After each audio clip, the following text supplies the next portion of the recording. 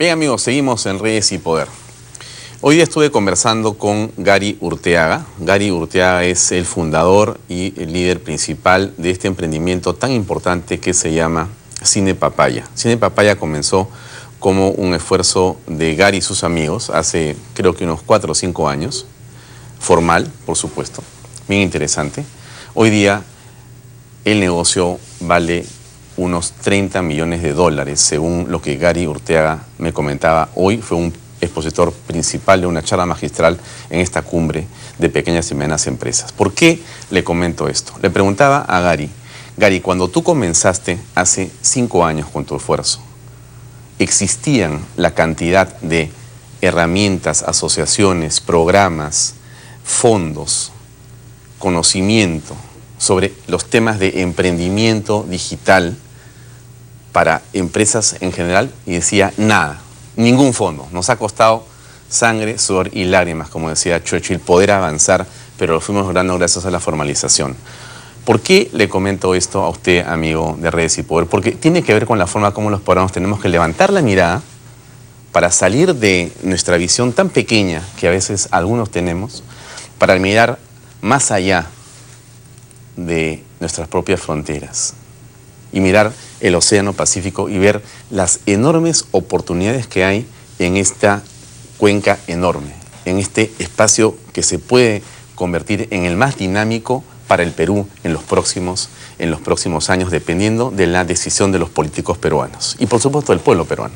Y entonces por eso esta noche hemos querido invitar a un hombre que sabe del tema, que ha estudiado del tema, que ha formado parte de su educación en el Perú, pero también en el extranjero, justamente al frente, en Japón. Entonces es para nosotros realmente un honor tener esta noche invitado en el programa a Carlos Alberto Aquino. ¿Quién es? 3 cosas pequeñas para que usted tenga un contexto de él y está acá con nosotros para la entrevista. Es traductor oficial del idioma japonés ratificado por el Ministerio de Relaciones Exteriores.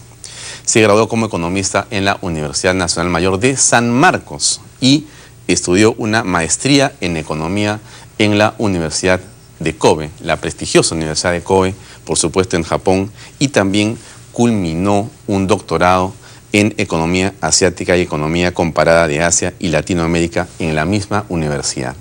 Bueno, esa persona que ha estudiado todo esto y que es profesor aquí y que está con nosotros es Carlos Alberto Aquino, que nos acompaña para comentar justamente la importancia que el APEC puede tener para todos nosotros. Gracias por acompañarnos, Carlos Alberto, esta noche. Gracias, Alfonso, por la invitación. Bueno, algunas personas podrían, digamos, decir, difícil mirar más allá si tenemos tantos problemas económicos en el Perú, y entonces, ¿qué oportunidad me puede dar realmente el APEC y esta cosa que hay en el país con tantos líderes que no van a tocar mi economía ni mi bolsillo? Danos tu perspectiva, por favor. Bueno, yo creo que justamente es lo opuesto, ¿no? Justamente porque tenemos problemas acá, porque tenemos un mercado interno pequeño que no puede consumir todos nuestros productos, hay que mirar al extranjero. Realmente creo que una de las claves del desarrollo económico del Asia justamente ha sido eso, ¿no?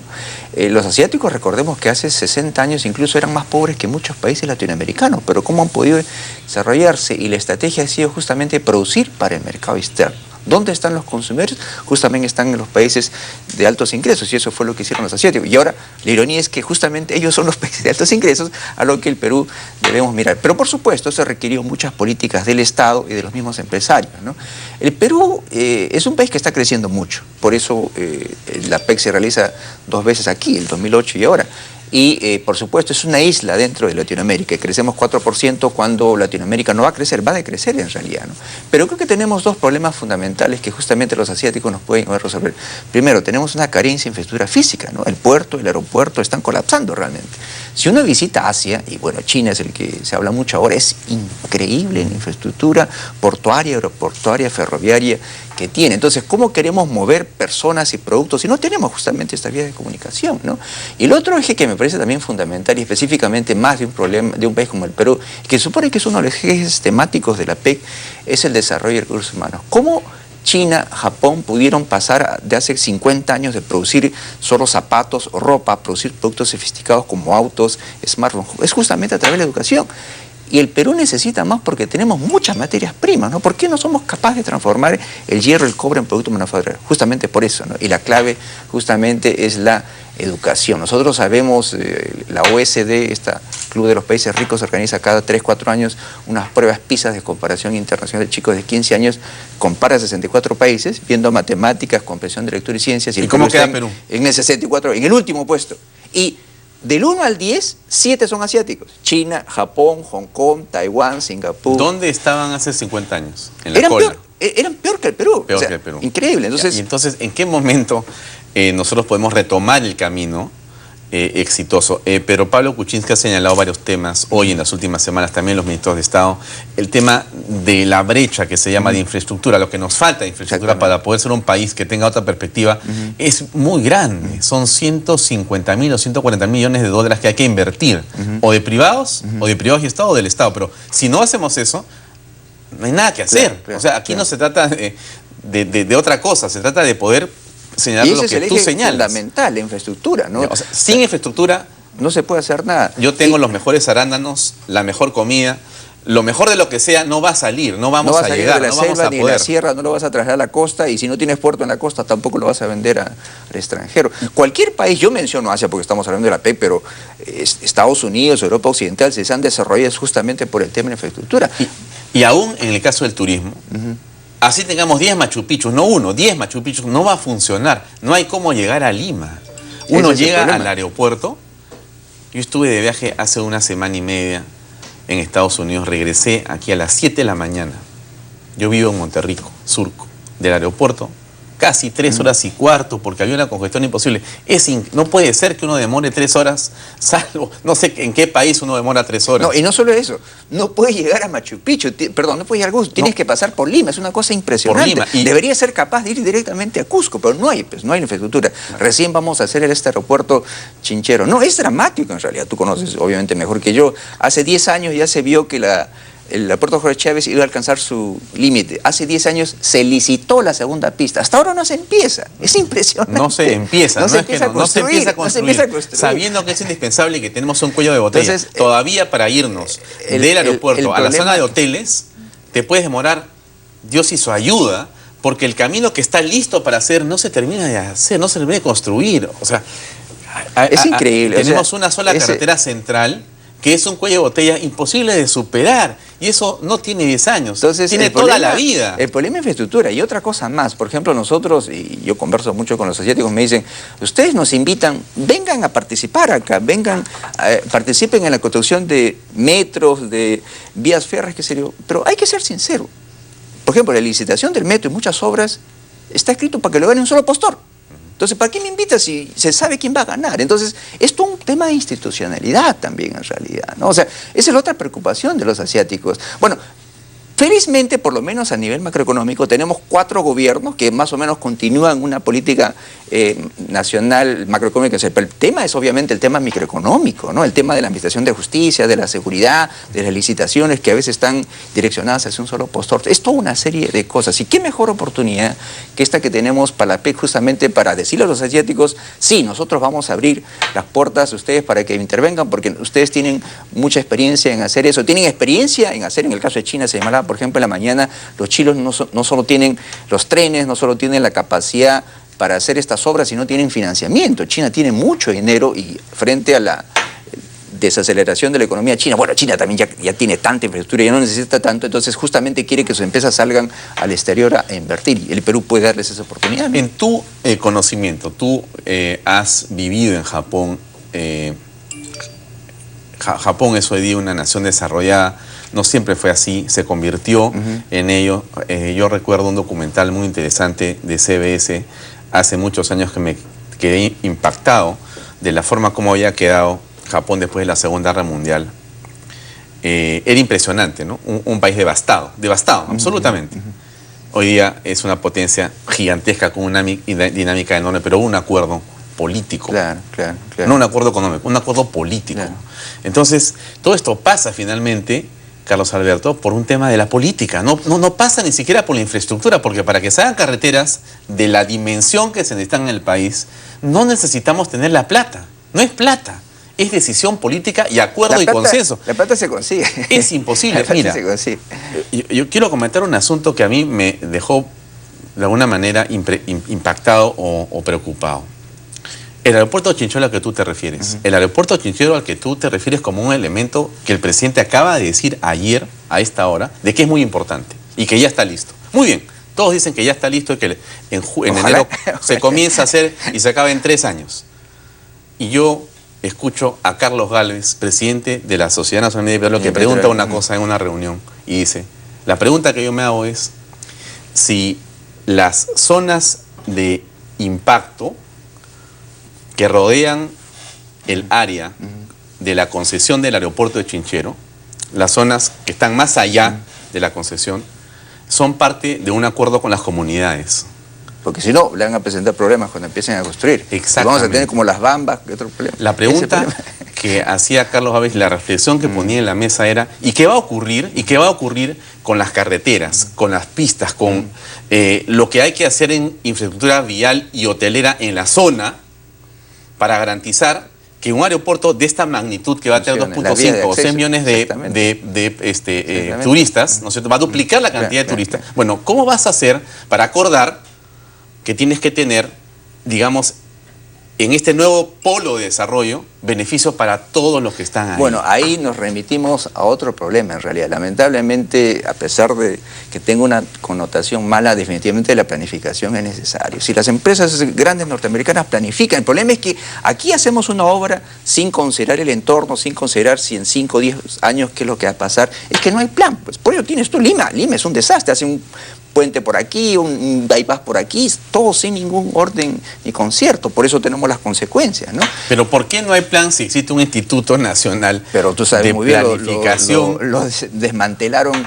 Ahora, el problema con los planes nacionales es que lamentablemente, mire, en Asia se hacen planes nacionales, pero obviamente se consulta con los empresarios. Lo que pasa aquí, había unos burócratas que se sientan a escribir un plan y sin conocer las necesidades del mercado, lo lanzan y obviamente eso los empresarios no lo van a seguir. Entonces la cuestión es eso, estamos hablando... Mire, en Asia hay una concertación, hay una triple alianza, ¿verdad? El gobierno, los empresarios y los académicos que tienen que dar la guía, el horizonte y todo. Entonces aquí no hay, pues aquí sube, incluso ni siquiera dentro de los políticos, tú sabes muy bien, hay un orden, sube un partido y el próximo año viene otro partido y lo cambia todo. Entonces ese es el tema en realidad, es todo un tema de institucionalidad. Pero bueno, justamente el APEC nos puede brindar esa experiencia, no solo más comercio, más inversión, sino también, no te olvides mucho que el APEC es un acuerdo de cooperación económica, el otro componente que mucho no se ve en realidad, ¿no? Y no solo eso, por ejemplo, tenemos un acuerdo de asociación económica con Japón que es más que un libre comercio, no solo trata el tema de que facilitar el comercio con Japón, facilitar la inversión, sino también la cooperación económica, porque los japoneses son muy conscientes que aunque nos abran el mercado, no tenemos nosotros la capacidad de producir el bien adecuado al mercado japonés, que es muy distinto. El craso error de muchos empresarios peruanos es pensar que si un producto es exitoso en Europa, en Estados Unidos lo va a vender en Asia. Eso es craso error. Los asiáticos tienen diferentes modas, costumbres, sabores, formas de llegar al consumidor, presentación de productos. Si no conoces el mercado, obviamente vas a tener un fracaso terrible, ¿no? Ahora, digamos, nos hace falta más, no sé si la palabra es humildad, para poder aprender de los modelos exitosos en el Asia y en otros países del mundo, ¿no es cierto? Porque es imposible imaginar que alguien va a estar inspirado para crear el modelo institucional que necesitamos en el país. Necesita aprender.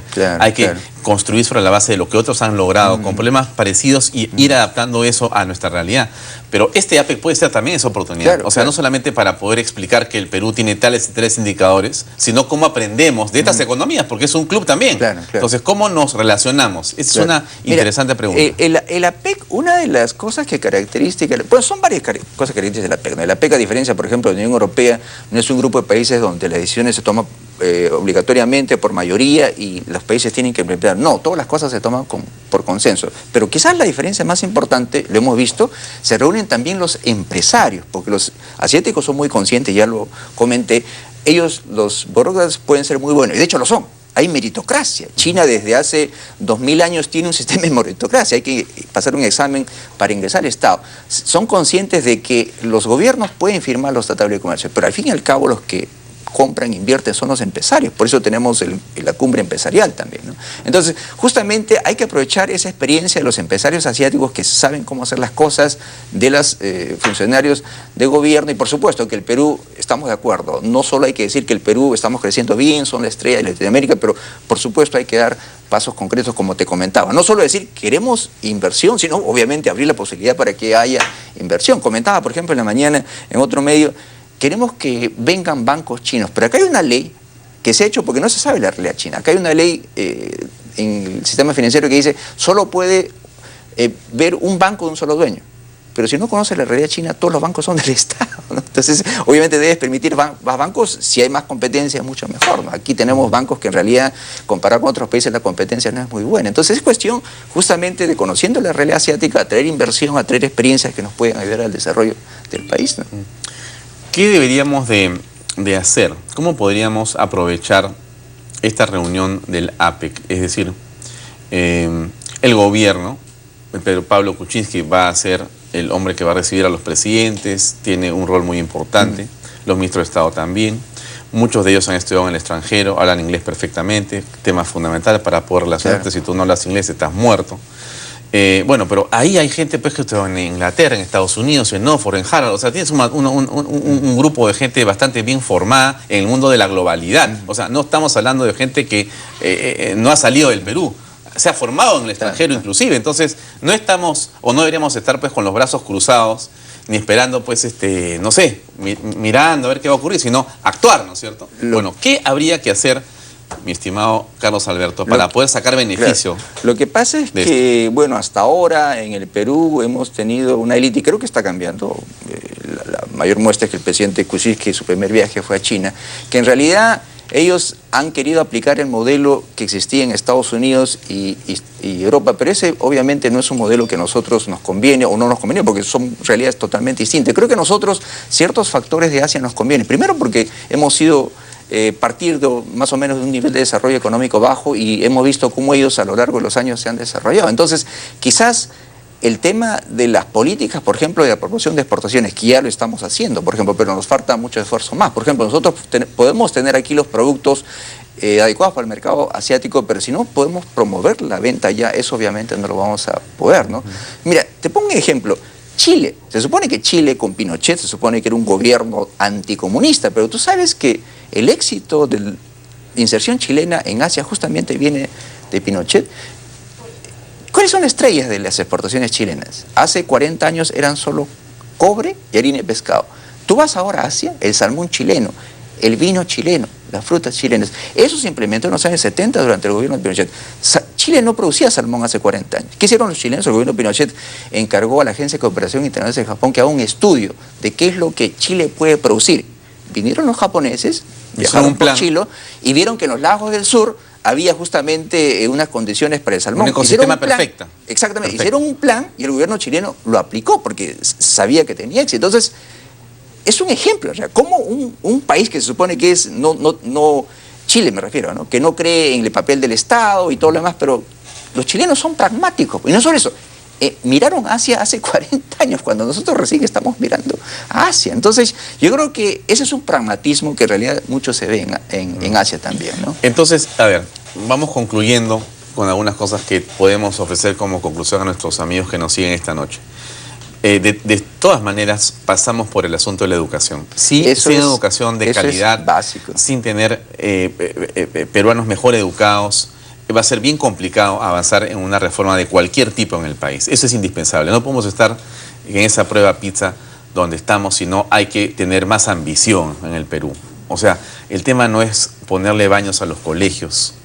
El tema es romper el esquema y dar un salto cuántico en la educación. ¿Quiénes son esos hombres que pueden llevarnos por esa condición y por ese camino? Ese es el gran descubrimiento que nos falta hacer en el país. La educación básica primaria, porque de ahí... Mira, te doy un dato nada más. Asia se desarrolló por la educación, pero hay que ver qué tipo de educación. Latinoamérica hasta ahora, en su relación con China y con Asia, exporta 70% de materias primas. Los asiáticos nos venden pura manufactura. ¿Sabes cuál es la razón?